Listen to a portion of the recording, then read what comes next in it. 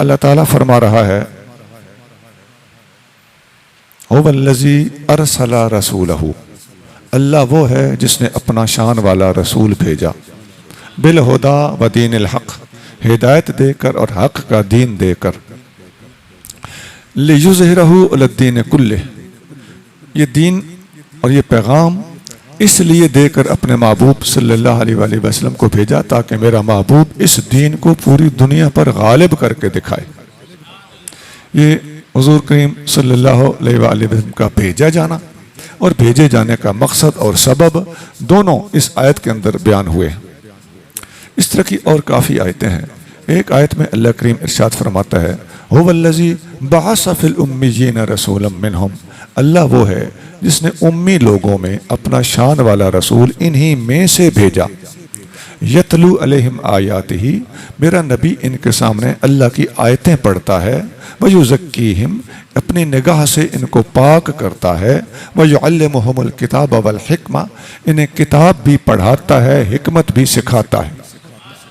ये नबी पाक के भेजे जाने के तज़किरे भी हैं और भेजे जाने के मकासद भी बयान किए जा रहे हैं। दीन को गालिब करना भी मकसद है, किताब व हिकमत पढ़ाना भी बेअसत का मकसद है। ऐसे ही एक और आयत में इरशाद फरमाया, वमा अरसलनाका इल्ला रहमतल लिल आलमीन, ए महबूब हमने आपको सारे जहानों के लिए रहमत बनाकर भेजा है। भेजे जाने का एक मकसद और मिशन पूरी दुनिया को अपनी रहमत की लपेट में लेना है। ऐसे ही एक और आयत में अल्लाह करीम इरशाद फरमाता है, लक़द मन्नल्लाहु अलल मुअमिनीन, अल्लाह ने मोमिनों पर एहसान किया है, इस बअस फ़ीहिम रसूला, जब इनमें अपना शान वाला रसूल भेजा है। हुज़ूर के भेजे जाने के बारे में मैंने बहुत सी आयतें आपके सामने पढ़ दी। एक और जगह फरमाया, लक़द जाअकुम रसूलुम मिन अनफुसिकुम अज़ीज़ुन अलैहि मा अनित्तुम हरीसुन अलैकुम बिल मुमिनीना रऊफ़ुर रहीम, बिलाशुबा तुम्हारे पास अल्लाह का रसूल तुम्हारे अपनों में से आ चुका है और तुम्हारा दुख इससे बर्दाश्त नहीं होता और तुम्हारे लिए शफ़क़त और रहमत की उस इंतहा पर है कि तुम्हारे लिए हिर्स करता है। और मोमिनों के लिए तो बतौर ख़ास रऊफ़ भी है और रहीम भी है। ये रऊफ़ और रहीम के दो लफ्ज़ अल्लाह ने अपने महबूब सल्लल्लाहु अलैहि वसल्लम के लिए यहाँ इस्तेमाल फरमाए हैं। हमारे उलमा ने तफसीर मदारिक वगैरह में लिखा है कि रऊफ़ और रहीम दो नाम अल्लाह के ऐसे हैं कि अल्लाह ने दो नाम किसी और के लिए यकजा इस्तेमाल नहीं किए सिवाय अपने महबूब नबी सल्लल्लाहु अलैहि वसल्लम के। ये मैंने बहुत सी आयतें आपके सामने पढ़ दी हैं। अब एक हदीस सुनिए।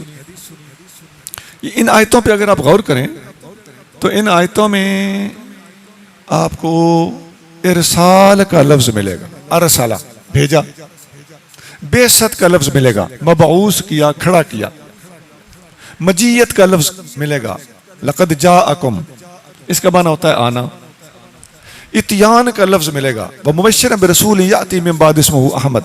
ईसा अलैहिस्सलाम फरमाते हैं, कुरान के अंदर उनका कौल मौजूद है कि मेरे बाद एक नबी आएगा इसका नाम अहमद होगा। तो इन आयतों में इरसाल, बेसत, इतियान, मजीयत, ये अलग अलग लफ्ज हैं। इन सब का माना है आना, पहुंच जाना, इरसाल होना और खड़ा होना। ये अल्लाह अल्फाज बता रहे हैं कि नबी करीम सल्लल्लाहु अलैहि वसल्लम का वजूद पहले से था और ज़हूर अब आके हुआ। ऐसे ही एक हदीस में आता है, ये जो मैंने आयत पढ़ी, लक़द मन्नल्लाहु अलल मुअमिनीन, अल्लाह ने मोमिनों पर एहसान किया है कि इनमें अपना रसूल भेजा है। हदीस मुस्लिम, नसाई और मुस्नद अहमद 3 किताबों में मौजूद है। मैं आपको नसाई में से सुनाने लगा हूँ। हदीस तवील है, मैं मुख्तसर करके बताता हूँ। उसके मकसूदी अल्फाज जो इस वक्त बताना चाहता हूँ वो आपके सामने रखता हूँ। एक दफ़ा तमाम सहाबा नमाज के टाइम के अलावा मस्जिद नबी में तशरीफ़ फरमा थे। ऊपर से नबी करीम सल्लल्लाहु अलैहि वसल्लम तशरीफ़ लाए। आप अलैहिस्सलातु वस्सलाम ने उनसे पूछा, मा अजलसकुम, तुम लोग क्यों बैठे हो? क्यों बैठे हो के सवाल बता रहा है कि यह नमाज का टाइम नहीं था। फिर उन्होंने बताया, जलसना नज़कुरु रब्बना व नहमदुहु अला मा हदाना लिल इस्लाम व मन्ना अलैना बिका। या रसूलल्लाह, हम इसलिए बैठे हैं ताकि हम अल्लाह का जिक्र करें, अल्लाह की हम्द करें, उसका शुक्र अदा करें क्योंकि उसने हमें मुसलमान होने की तौफीक दी और आपको भेजकर हमारे ऊपर अल्लाह ने एहसान किया। वह मन्ना अलैना बेका, मन इसका माना होता है एहसान। मन्ना अलैना, हमारे ऊपर अल्लाह ने आपको भेजकर मन किया है, एहसान किया है। अब कुरान की आयत जो मैंने आपके सामने मुतअद्दिद आयतें पढ़ी हैं, उनमें एक आयत के अल्फाज ये भी थे, लक़द मन्नल्लाहु अलल मुमिनीना, अल्लाह ने मोमिनों पर अपना रसूल भेजकर मन यानी एहसान किया है। कुरान कहता है अल्लाह ने मोमिनों में अपना शान वाला नबी भेजकर इनके ऊपर एहसान किया है। और ये हदीस कहती है कि सहाबा कराम नबी पाक के आने का एहसान मान कर इस एहसान का शुक्र अदा करने के लिए अल्लाह का जिक्र कर रहे थे, अल्लाह की हम्द कर रहे थे और मस्जिद नबी में मिलकर बैठे हुए थे।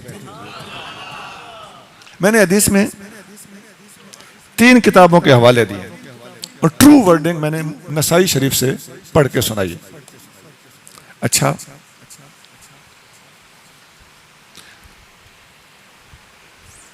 इस हदीस पे जरा गौर करना होगा। ठीक है, मिलाद मनाना जायज है, महफिल मिलाद दुरुस्त है। इस हदीस में भी सहाबा किराम मिलकर बैठे हुए थे। हुजूर अलैहिस्सलाम के तशरीफ लाने पर इस एहसान को तस्लीम करते हुए अल्लाह का शुक्र बजा लाना और मिल के बैठना इस हदीस से साबित है। हमारे लिए भी ये तरीक़ाकार सहाबा किराम से साबित हो गया। हदीस तो काफ़ी मुफस्सल है, मैंने आपको ये बात इसलिए सुनाई है कि इस हदीस पे हम और आप मिल के गौर करते हैं। सहाबा किराम मिलकर बैठे थे, क्या कर रहे थे? इस हदीस से हमने साबित तो किया कि महफिल मिलाद जायज़ है, हमारा ये साबित करना है भी दुरुस्त। लेकिन महफिल मिलाद और सहाबा किराम का मिल के बैठना, उससे हमने महफिल मिलाद अखज़ की है, साबित की है, कशीद की है, उससे इस्तिदलाल करके साबित की है। लेकिन जिस हदीस से हम दलील पकड़ रहे हैं, इस्तिदलाल कर रहे हैं, उस हदीस के अंदर खुद सहाबा किराम का बराह रास्त अमल क्या है?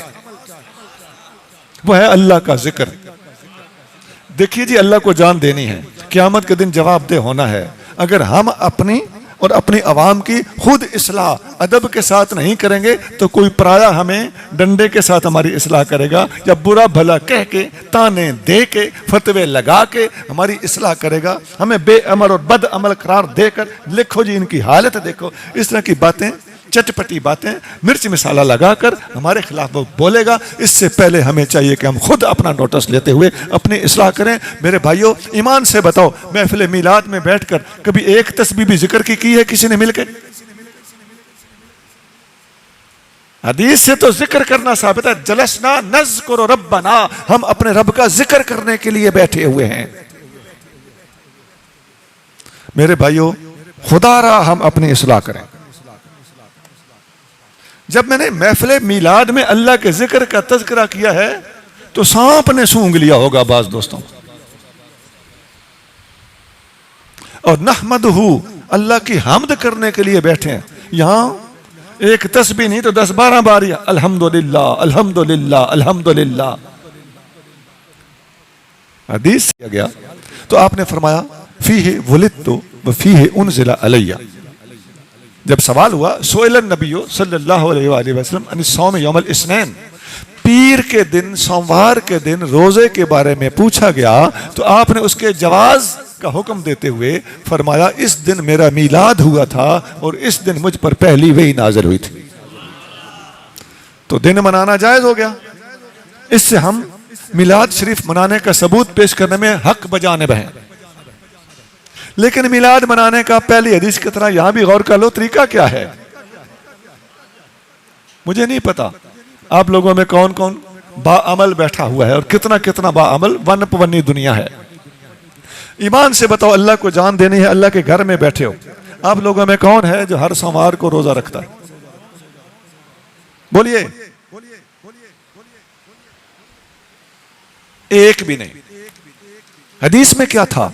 हुजूर अलैहिस्सलातु वस्सलाम हर सोमवार को रोजा रखते थे। हमने इसे साबित क्या किया? महफिल मिलाद। महफिल मिलाद इससे खिंच खुच के हमने साबित की है और इसके अपने लफ्जों पर हमारा अमल नहीं है। अफसोस सुन्नी तेरे इश्क पर। अपनों को आप बताएंगे तो काम चलेगा मेरे भाई। गल्ला सचियां ने उन कौड़ियां होन ते मेरा कोई कसूर नहीं, डाडे दा 7 मियां दा 100 होंदा है।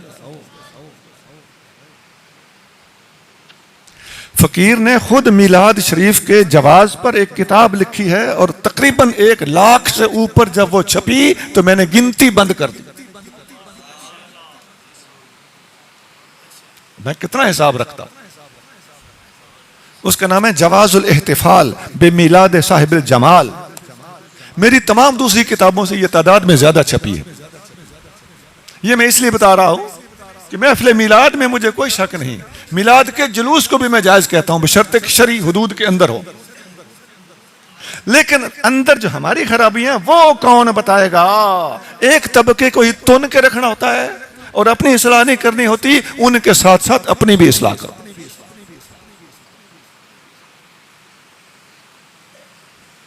मैं आज से तकरीबन 19 दिन पहले, जो सोमवार था ना, पीर का दिन, मैं मदीना शरीफ में हाजिर था। असर की नमाज के बाद, सोमवार का दिन था, तो असर की नमाज के बाद वहां पे दस्तरखान बिछना शुरू हो गया। मैंने पूछा ये कोई क्या वजह है। उस पे बंद वो खजूरें और दही और जूस और पानी और कहवा वो आने लगे। मैंने कहा ये क्या है। मेरे साथियों ने मुझे बताया कि आज सोमवार का दिन है, यहां पर सोमवार के दिन रोजा रखा जाता है। मदीना शरीफ के अंदर भी। इससे एक और भी बात इशारतन मिलती है कि ये इशारतन नहीं, वाज़ेह मिलती है कि ये लोग वहां हमें ज्यादा कुछ नहीं बोलने पढ़ने देते, रोजा पाक की तरफ मुंह करके हाथ बांध के दुआ भी नहीं करने देते। ये उनकी कमजोरी है। रोजा पाक की तरफ हाथ बांध के नमाज की तरह खड़े होकर सलातो सलाम पढ़ने का हुक्म है। लेकिन जब हदीस सही आ जाती है तो वहां वो भी नहीं हिलते जुलते, क्योंकि ये हदीस उनके नजदीक सही है। लिहाजा किसी को रोजा रखने से, इफ्तार करने कराने से वो लोग वहां पर भी मना नहीं कर सकते और न करते हैं। मैंने कदमैन शरीफैन की तरफ एक साथी को नात पढ़ते हुए देखा, थोड़ी देर में उसमें गिरफ्तार कर लिया गया। लेकिन यहां गिरफ्तार तो दूर की बात है, मस्जिद नबी शरीफ के अंदर दस्तरखान बिछाकर खाया खिलाया गया।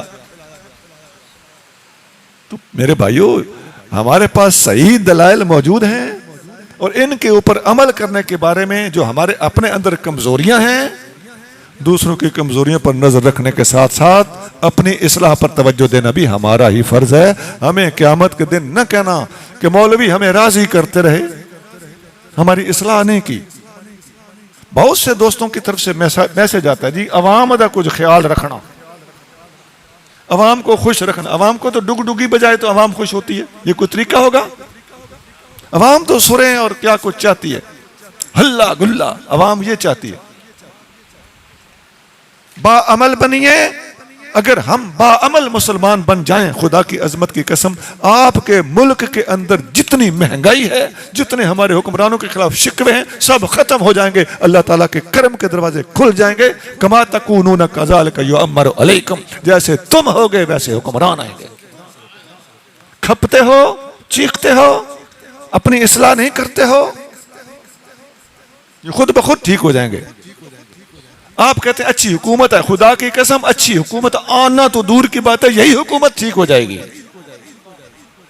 अमेरिका का मुकाबला करने की जरूरत नहीं है, अमेरिका खुद मुसलमान हो जाएगा। पासबा मिल गए काबे को सनम खाने से वाला मंजर होगा, बशर्ते कि हम खुद इंसान बन जाए।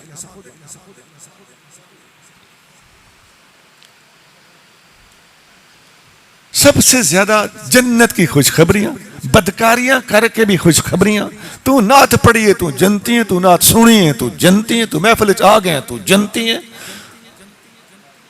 नहीं, जन्नत खौफ और उम्मीद के दरमियान मिलती है। अल्लाह का खौफ भी हो, बख्शिश की उम्मीद भी हो।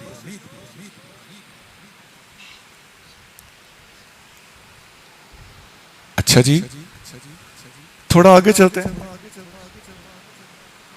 आप परेशान ना होना कि ये चंगा मिलाद शुरू हुआ। मैंने पहले 5-6 आयतें आपको सुनाई हैं, वो मिलाद के बारे में ही थी, मिल बैठने के बारे में ही थी, आका सल्लल्लाहु अलैहि वसल्लम की आमद के बारे में ही थी। लेकिन अगर मिठाई के साथ साथ ऊपर से कौड़ा कहवा पीना पड़ जाए तो कड़वा कहवा खजूरों को और मिठाई को हजम करने का काम देता है। ये कहवा भी पी लीजिए। मिठाई खा के मीठा दूध पीने से उल्टियां लग जाती हैं, किसी हकीम से पूछ लो, क्योंकि दोनों चीजें आसाबी होती हैं।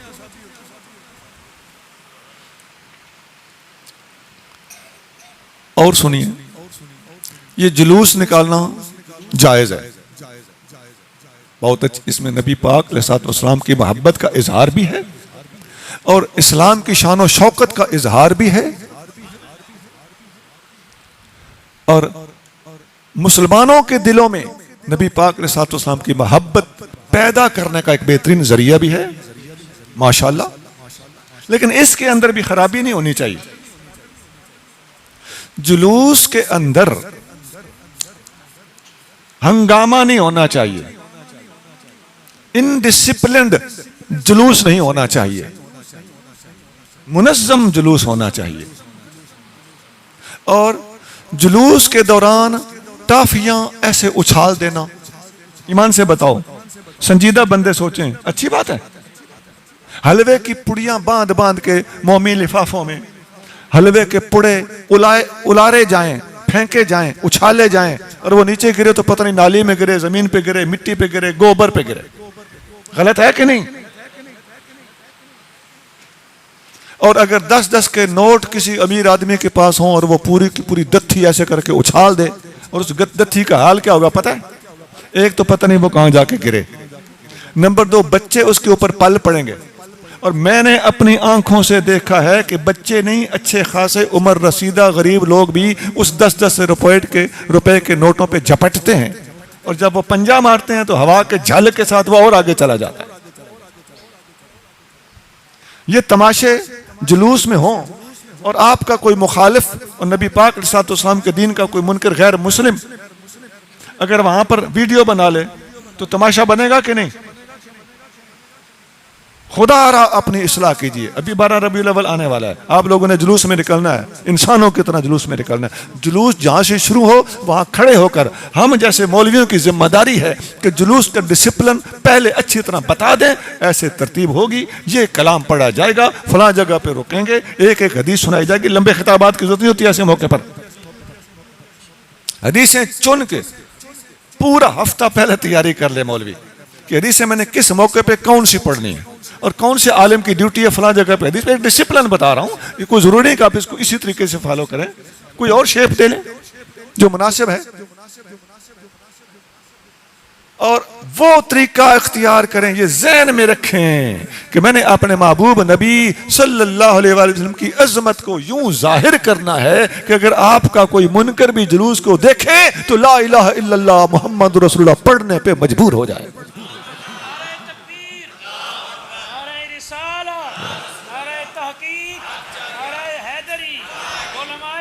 आपने देखा होगा हमारे जुलूस देखकर हर साल कितने काफिर मुसलमान होते हैं। अस्तगफिरुल्लाह। सिर्फ ये कि घर जाके फिर रौनकें बनाते हैं, गप्पे लगाते हैं, ने ऐ कीता थे उन्हें ऐ कीता थे, उत्थे हैंज होया, उत्थे हैंज होया। हमारे जुलूस भी आपस में इत्तेहाद के साथ नहीं निकलते। फलाने दा जुलूस आ गया, फलाने दा जुलूस आ गया, हुण फलाने आस्ताने दा जुलूस आ गया, फलाने शरीफ दा जुलूस आ गया। अल्लाह हमें हिदायत अता फरमाए।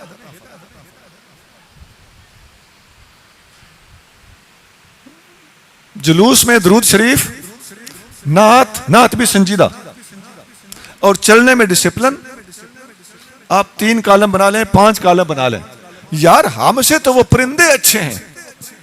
आपने देखा होगा मुर्गाबियां और कबूतर ऐसे आते हैं, पूरे का पूरा गौल और झुंड ऐसे आता है, इधर से दूसरा ऐसे आता है, मजाल आपस में टकराएं। तो हम अपने महबूब नबी सल्लल्लाहु अलैहि वसल्लम के मिलाद के जुलूस में शामिल हो तो इतने गैर मुनज़्ज़म और इनडिसिप्लिन हो, हमारे लिए इंसान होने की हैसियत से सोचने का मकाम। अगर हमारे जुलूस मुनज़्ज़म हो जाएं, 12 रबीउल अव्वल इस्लाम के पूरी दुनिया में पैगाम का दिन होना चाहिए, मोहल्ले के झगड़ों का दिल नहीं होना चाहिए, खुदा की कसम आप इस सतह पे काम करना शुरू कर दें, जो आपके इलाके में महफिल मिलाद और जुलूस को नाजायज करते हैं, मैं अल्लाह के दर से पक्की उम्मीद रखता हूं कि अगले साल आपके साथ शामिल होंगे, अगले साल आपके साथ शामिल होंगे। मैं दोबारा कह रहा हूं, बंदे वाली गलती असं आप तो करिए ना। पहले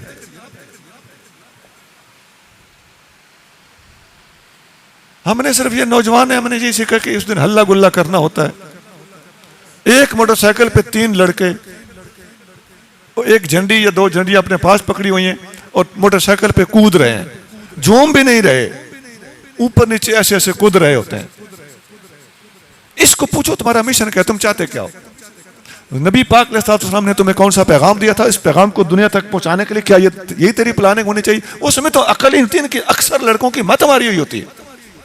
तंजीमों शंजीमों के लड़के होते हैं, इनको अपनी तंजीम का ही नहीं पता होता कि ये क्या मिशन लेके उठी थी, और हमने इसको अपने बुजुर्गों को जिन्होंने ये बनाई थी, तैयार की थी, उनको खराज तासीन किस पुरअमन तरीके से और बाअमल तरीके से पेश करना है। एक बात और सुनिए, हमारी महफिल मिलाद, अभी हम इसमें बैठे हुए हैं, यह हमारा जुलूस होता है, वो आप बताइए, मुझे नहीं पता मेरे आने से पहले यहाँ क्या सूरत हाल थी। मैं तो एक नासमझ की तरह यहाँ आया हूँ, मैं इस माहौल को जानता, मैं इस गांव को ही ज्यादा नहीं जानता। एक आध दफा पहले या 2 दफा पहले बस मस्जिद में आया, यहाँ से सीधा अपने घर चला गया। मैं तो गांव को भी नहीं जानता अच्छी तरह। मुझे आप लोग बताइए, आप में कोई जज बैठा हुआ है? कोई जज बैठे हो, हाथ खड़ा करें। जज आपकी महफिल में क्यों नहीं आते? मैं दूसरों की महफिलों में आए हुए जज आपको दिखा सकता हूं। आपकी महफिल में MBBS डॉक्टर कोई बैठा हो? क्यों नहीं है जी? एक आध होगा, कौन है जी? आप हैं खुद? वो उनके बेटे की एक सबब निकल आया। अच्छा, इनकी वालदा की साले सवाब, इनका कोई दोस्त MBBS उनके साथ आ गया हो? क्यों जी? यहां तो उनका आना तो बनता है ना।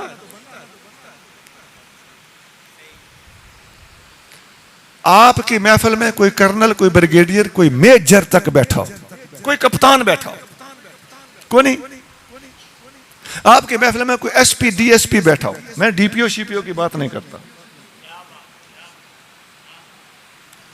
इसका मतलब है मुआशरे के पढ़े लिखे सीनियर लोग आपकी महफिलों में आना पसंद नहीं करते। आप यकीन करें, उनके दिल में नबी पाक सल्लल्लाहु अलैहि वसल्लम की मोहब्बत है, वो भी मुसलमान है, लेकिन हमारी महफिलों में वो क्यों नहीं आते? किबला, इस मेरी एक बात को बहुत बड़ा ताना समझ लीजिए और अपनी ऐसी इस्लाह कीजिए कि ऐसे लोग आपकी महफिल में आना पसंद करें। यहां तकरीर के लिए ऐसा पुख्ता बंदा बिठाया करें जिसकी गुफ्तगू और जिसकी तकरीर उनको अपील करे। इन लोगों का अपना एक मजाज होता है। अब एक जज है, उसको आप कहें हाथ चुक तो 2 हाथ चुक, उसको ये जेब देता है? कल उसने उधर कोर्ट में जाके, कचहरी में जाके जस्टिफाई करना है, ये उसके लेवल का काम ही नहीं है। तो ये गैर संजीदा हरकतें जो हमारी स्टेज पे होती हैं, उच्ची बोलो, हौली बोलो, सिट ते स्टैंड, ये PT परेड यहां शुरू करा देते हैं हमारे खतीब और हमारे नकीब। इनसे अल्लाह के वास्ते हुजूर की उम्मत की जान छोड़ो। ये लोग आपकी महफिलों में आएंगे, गुफ्तगू तो ऐसी हो जैसी जामी साहब ने की। अब फटाफट नहीं आएंगे, इस पे भी कुछ अरसा लगेगा, क्योंकि अब हम लेट हो चुके हैं। थोड़ा आगे चलते हैं। एक और गुजारिश भी है, हमने मीलाद अपने खाते में डाला हुआ है और सीरत किसी और के खाते में डाली हुई है। मेरे अजीजों, मीलाद भी मनाने वाले हम ही होने चाहिए और सीरत पर अमल करने वाले भी हम ही होने चाहिए। मीलाद मोहब्बत मुस्तफ़ा करीम पैदा करता है और सीरत इंसान को इंसान बनाती है, हमारा किरदार बिल्ड करती है। सीरत किरदार फराहम करती है, दोनों चीजें आपकी हैं। तो मिलाद में हम आते हैं, सीरत की महफिल हम रखते ही ना हो या कम रखते हों, खराबी कहाँ पर है? इसलिए कि हमें वो चीज चाहिए जिसमें हंगामा हो, हल्ला गुल्ला हो, जिसमें ज्यादातर नारे लग सकें और शोर शराबा हो और खाने पीने को भी कुछ लब जाए। हदीस सही बुखारी में है, नबी करीम सल्लल्लाहु अलैहि वसल्लम ने इशा की नमाज के बारे में फरमाया, जो लोग इशा की नमाज पे नहीं आते, अगर मैं इधर कुछ पकाऊं, हड्डी के ऊपर थोड़ा सा गोश्त हो, उसकी खातिर ये नमाज पढ़ने आ जाएंगे। मुनाफिकों के बारे में हुजूर ने फरमाया। तो इसका मतलब यह है कि लंगर पे आना, अंदर हुब न रखना, सिर्फ लंगर की नीयत से आना, ये रवश मुनाफिकों वाली रवश है, मुसलमानों वाला तरीका नहीं है। अबू बकर, उमर, उस्मान और अली कभी लंगर की खातिर नहीं आते थे, ये अल्लाह अल्लाह के रसूल की खातिर आते थे।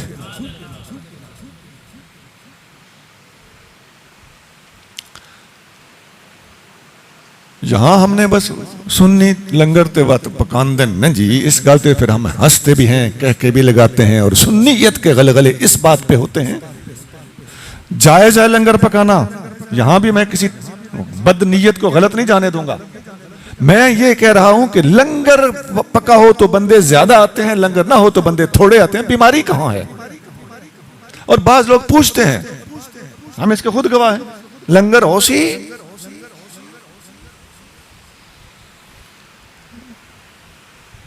मेरे भाइयों, अगर कहीं कोई बंदा या बहुत सारे बंदे लंगर की खातिर नहीं भी आते तो माशाल्लाह, मैं उसकी नफी नहीं कर रहा, चलाकियां ना कुछ करे मेरे साथ। मैं उस तादाद को तंबीह कर रहा हूं जो लंगर पके तो आती है और लंगर न पके तो नहीं आती, या उनकी तादाद कम हो जाती है। और मिलाद हमारा और सीरत भी हमारी। मैंने आपको अभी बताया कि मैंने मिलाद पर पूरी किताब लिखी है, लेकिन क्या मैंने सिर्फ मिलाद पर लिखी है? मैंने सीरत पर भी किताब लिखी, वो अरबी में है, सैयदुल मुरसलीन किताब का नाम है। हमारे यहाँ दरसों में और जगह भी बाज़ मकामात पे दरसों में पढ़ाई जा रही है, वो लिखी मैंने सिलेबस की गरज से।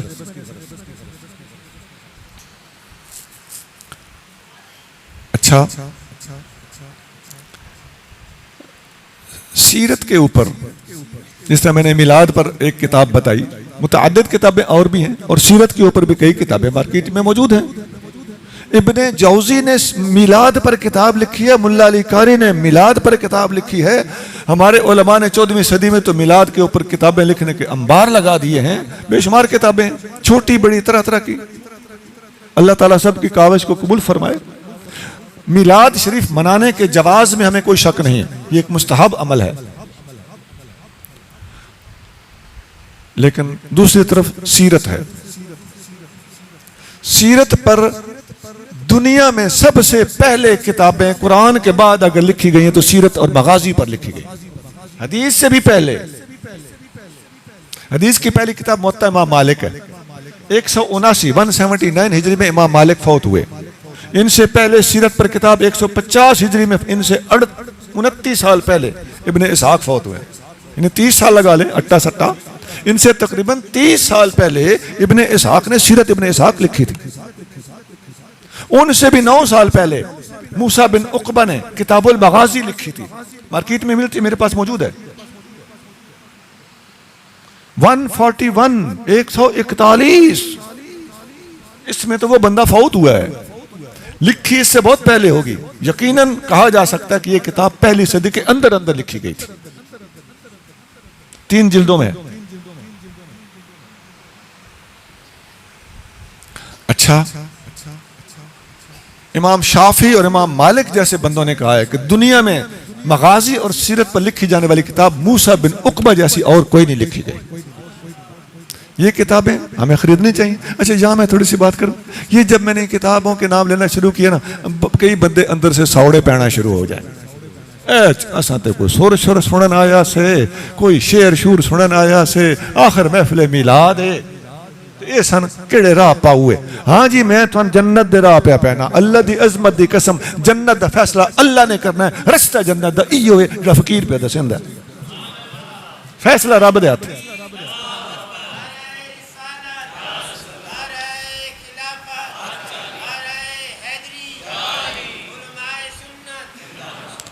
अच्छा जी, हर दौर में किताबें सीरत पर लिखी गई। मैं आपको पाक व हिंद की 2 किताबें बताता हूं। मखदूम मोहम्मद हाशिम ठठवी रहमतुल्लाह अलैह से मिलता है। अरबी में एक जो किताब फकीर ने लिखी, पाक व हिंद में सुन्नियों की सिर्फ दूसरी किताब है अरबी में जो फकीर ने लिखी है, सैयदुल मुरसलीन। इससे पहले अरबी की सिर्फ एक ही किताब है। अच्छा, अब आपको आपके ज़माने की एक किताब बताना चाहता हूं। किताबें तो इस वक्त सुन्नियों ने काफ़ी देर के बाद इस सदी में किताबें लिखना शुरू की। 14वीं सदी में एक वही थी सीरत रसूल अरबी, और चूंकि थी कोई नहीं, शायद कहीं हो भाई, मैं अपने इल्म के मुताबिक बता रहा हूं। एक आध किसी को मिल जाए ना तो ज़्यादा फड़के नहीं, क्या हुआ एक आध और हो तो। सीरत रसूल अरबी अल्लामा नूर बख्श तवक्ली रहमतुल्लाह अलैह की किताब है। वो 150 सफ़े की सीरत है, बाकी उसमें मौजज़ात और इस तरह की चीज़ें हैं और मनाक़िब से ताल्लुक़ रखने वाली चीज़ें हैं माशाअल्लाह। लेकिन किताब मुख्तसर से थी और थी कोई नहीं, इसी को हमने चुक चक के निसाब में शामिल कर दी।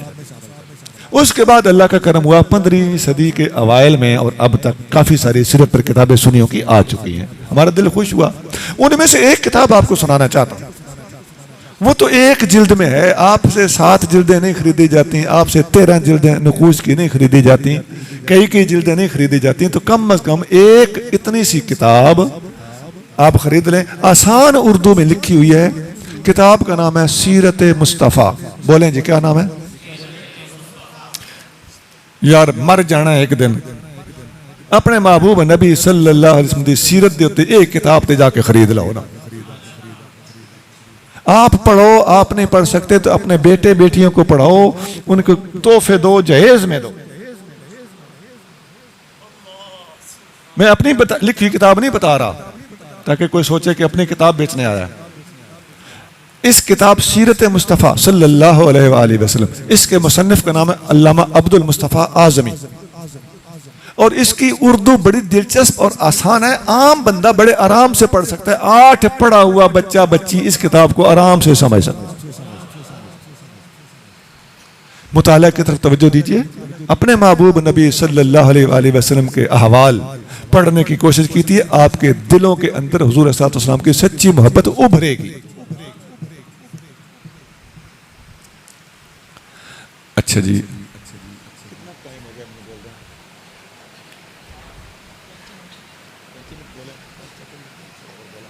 अच्छा जी, मैंने एक और आयत पढ़ी थी कि सबसे पहले वही पढ़ी थी, हुवल्लज़ी अरसल रसूलहु बिल हुदा व दीनिल हक़ लियुज़हिरहु अलद्दीन कुल्लिही। अल्लाह ने अपने महबूब को हिदायत और हक का दीन देकर भेजा ताकि तमाम दुनिया पर दीन इस्लाम को मेरा महबूब गालिब करके दिखाए। वाकई आप करीम सल्लल्लाहु अलैहि वसल्लम ने दीन हक को पूरी दुनिया पर गालिब करके दिखाया है। उससे उसकी पहली मिसाल आका अलैहिस्सलाम ने इंसानियत को कुरान जैसी किताब अता फरमाई। कुरान अता होना खुद एक बहुत बड़ा गलबा है। कुरान के अलावा पूरी दुनिया में कुरान के पाए की कोई किताब नहीं मिलती जिसकी मर्जी हो हमारे साथ आके गुफ्तगू कर ले। कच्ची बात नहीं कर रहे। कुरान के अंदर जो कुछ लिखा हुआ है वो तो बहुत दूर की चीज है मेरे भाइयों। कुरान के नाम का ही मुकाबला नहीं। हम तौरात को भी मानते हैं, अपने नज़ूल के एतबार से सच्ची किताब थी। हम ज़बूर को भी इसी तरह, इंजील को भी इसी तरह मानते हैं। लेकिन एक तरफ तौरात ज़बूर इंजील लिख दो और एक तरफ कुरान लिख दो, सब के माना पे गौर करो। खुदा की अजमत की कसम, कुरान के नाम का मुकाबला नहीं है। मैं कहता हूं कुरान का नाम ही नहीं, कुरान के नाम का मुकाबला नहीं, इस्लाम के नाम का मुकाबला नहीं, मक्का के नाम का मुकाबला नहीं, मोहम्मद के नाम का मुकाबला नहीं। तमाम नबियों की अजमतें मुसलमान मानते हैं, ऐसा है ना। लेकिन तिल कर रसूल फद्दलना बादहुम अला बाद, नबियों के दर्जे भी आपो आप अल्लाह ने बनाए हैं कि नहीं बनाए। तो नबियों के दर्जे अलग अलग हैं, लेकिन बेअदबी किसी की भी नहीं करते हम। इसी तरह नबियों के नाम भी अलग अलग हैं, बेअदबी किसी की भी नहीं करते। लेकिन मोहम्मद जैसा हुस्न और मोहम्मद जैसी खूबसूरती किसी और नाम में नहीं है। अब थोड़ा आगे चलिए। आप अलैहिस्सलाम ने जो मर्द तैयार किए हैं सहाबा कराम, इसकी भी कोई मिसाल दुनिया में नहीं है। तकरीबन 1.25 पैगंबर आए और 1.25 ही हुजूर ने सहाबी तैयार किए, और हर एक को सर्टिफिकेट दिया, फबअय्यि मुक्तदैतुम इहतदैतुम, मेरे जिस सहाबी का भी लड़ पकड़ोगे तुम पार टप जाओगे, हिदायत मिल जाएगी। और हर एक हिदायत का सितारा है, और वो जो शान पहले 4 को मिली है उसी का ही जवाब नहीं। तेरे दर से निकले जवां कैसे कैसे, बसाए उन्होंने जहां कैसे कैसे, अबू बकर फारूक उस्मान हैदर, समंदर उठे बेकरां कैसे कैसे। आप करीम सल्लल्लाहु अलैहि वसल्लम की कामयाबियां बता रहा हूं, और पूरी दुनिया के ऊपर इस्लाम को गालिब करके दिखाने का तरीका जो आका ने इख्तियार फरमाया और जो उसके ऊपर हमारे पास दलाइल है, मैं वो पेश कर रहा हूं। ऐसे ही कुरान और सुन्नत में जो तालीमात मौजूद हैं, बच्चे के पैदा होने से लेकर फौत होने तक, मिसवाक, वुजू, इस्तंजे से लेकर हज और तवाफ काबा तक, और इंसान के कान में अजान पढ़ने से लेकर कब्र में उतारने, मिट्टी डालने, पानी छिड़कने और बाद में खड़े होकर दुआ करने और कब्र पर अजान पढ़ने तक, हर बात इस्लाम बोलते हुए फराम करता है।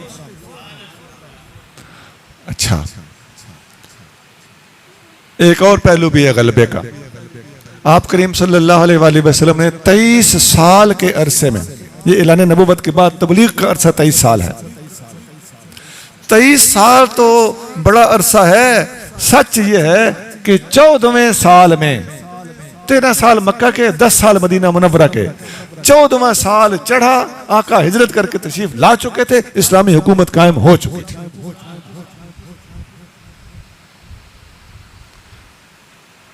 एक बीज खुद बोना और खुद अपने सामने पौधे उगे हुए देखना। कुरान कहता है कज़रअन अखरज शतअहु फआज़रहु फस्तग़लज़ फस्तवा अला सूक़िही युजिबु ज़ुर्राअ।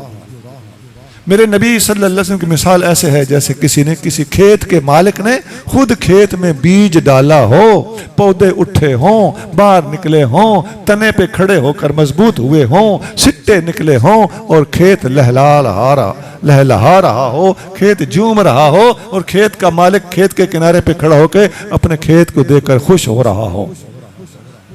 युजिबु ज़ुर्रा, खेत का मालिक खुश हो रहा है। सहाबा को और दीन की तालीमात को और मुल्क के अंदर कानून को अल्लाह ने खेत करार दिया है, और हुजूर सल्लल्लाहु को खेत का मालिक करार देते हुए हुजूर को खेत देखकर खुश होता हुआ करार दिया है। और जो इस खेत के दुश्मन हैं उनके बारे में फरमाया यगीज़ा बिहिमुल कुफ़ार, मेरे महबूब का खेत देखकर काफिर जल रहे हैं। ये सूरत फतह का एंड है, 26वां सिपारा।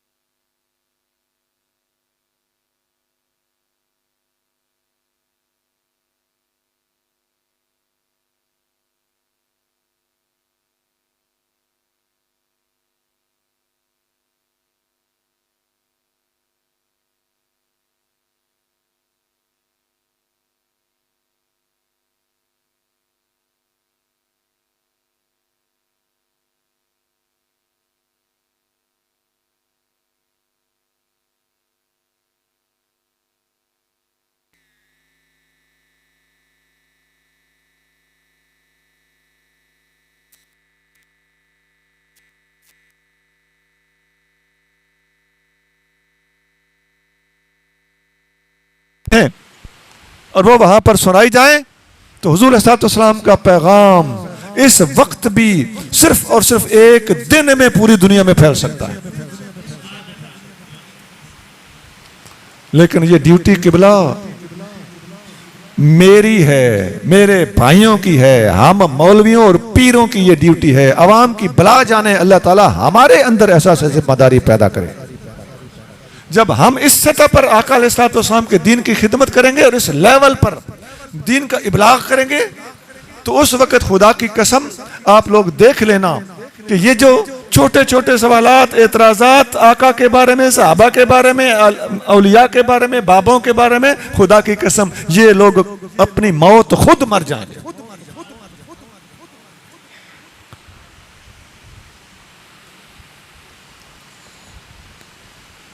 मैंने काफी तवील गुफ्तगू कर दी और मैंने कोशिश की है कि आपको वो पैगाम पहुंचा सकूं जिससे हमारी आखिरत भी संवरे, दीन का फायदा भी हो, नबी पाक सल्लल्लाहु अलैहि वसल्लम की मोहब्बत सिर्फ हमारे दिलों में नहीं बल्कि पूरी दुनिया के दिलों तक पहुंचाने के लिए पूरी मनसूबाबंदी फराम कर दी जाए।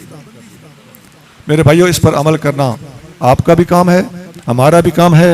अपने उलमा से मोहब्बत कीजिए, इनसे राबता रखिए, इनसे इस किस्म की बातें सीखिए, गुर सीखिए। सुन्नी उलमा को नेट के ऊपर लाइक किया कीजिए और जो अहले सुन्नत बुजुर्गों, औलिया, उलमा, बाबों के खिलाफ जहर उगलता हुआ नजर आए उसको कभी देखा ही ना कीजिए, खामखा उसके नंबर ना बढ़ाइए। मैं हाथ बांध के ये बात अर्ज करता हूँ। फकीर की ये गुफ्तगू अगर आपने नोट की है बताओ, ये गुफ्तगू वो लोग कर रहे हैं, वो तो अपनों को ही पढ़ जाते हैं। बकौल अल्लामा खादिम हुसैन रिजवी रहमतुल्लाह अलैह के अपने पै गए ना। इनसे जान छुड़ाइए, दफा कीजिए इस किस्म के जुबान दराज लोगों को। बेअदब कभी भी आखिरत के अंदर कामयाब नहीं हो सकता। दुनिया के अंदर जो तो एक हद तक, एक अरसे तक तो अबू जहल भी जिंदा रहा। इनकी औकात हमारे नजदीक यही कुछ है। अल्लाह ताला हमें अमल की तौफीक अता फरमाए। सुब्हान रब्बिक रब्बिल इज्जति अम्मा यसिफून व सलामुन अलल मुरसलीन वल्हम्दुलिल्लाहि रब्बिल आलमीन। अब आप एक दफा खम शरीफ, 3 दफा कुल शरीफ और आखिर दूध पाक पढ़ के जुमला की मिनट कर दें ताकि दुआ हो जाए।